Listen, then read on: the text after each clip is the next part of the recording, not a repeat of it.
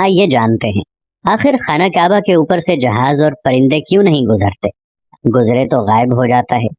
آخر اس کے پیچھے کیا راز ہے کہ خانہ کعبہ کے اوپر سے ہوائی جہاز نہیں گزر سکتا؟ ہمیں معلوم ہے کہ مکہ مکرمہ اور خاص طور پر خانہ کعبہ کی حدود کے اوپر سے آج تک کوئی جہاز نہیں گزر سکا، اور نہ ہی اس کی اجازت سعودی حکومت نے کسی کو دی ہے، اور نہ ہی ایسا کبھی دیکھنے میں آیا ہے۔ آخر اس کے پیچھے وجوہات کیا ہیں؟ کیا وجوہات یہ ہیں کہ اس کے اوپر سے گزرنے والی ہر چیز جل جاتی ہے، یا کوئی اور وجہ ہے؟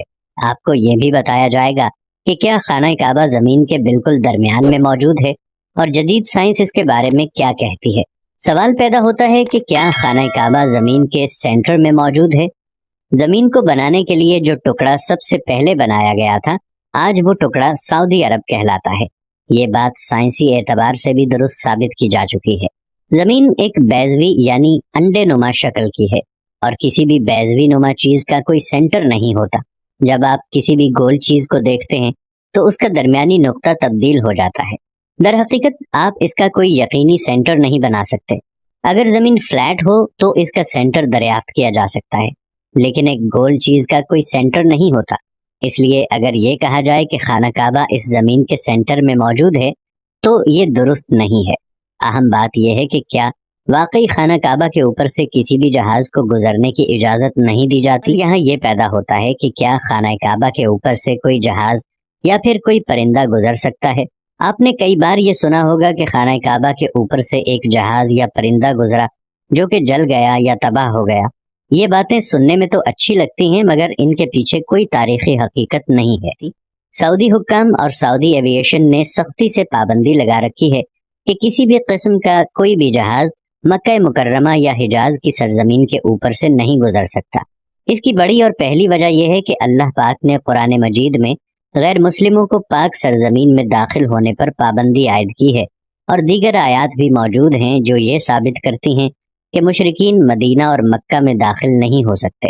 اس کی اہم وجہ یہ ہے کہ جو بھی عازمین حج جو حج یا عمرے کے لیے جاتے ہیں، ان کا جہاز سب سے پہلے ریاض لے جایا جاتا ہے، اور ریاض سے لوگوں کو بسوں اور ٹرینوں میں لے کر جاتے ہیں۔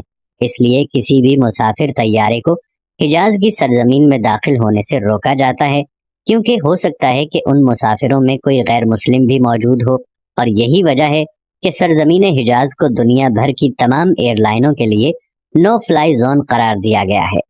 اگر آپ دیکھیں کہ جہاں مکہ میں مسلمان عبادت کرتے ہیں، اگر کوئی جہاز وہاں سے گزرے تو مسلمانوں کی عبادت میں خلل پیدا ہو جائے گا۔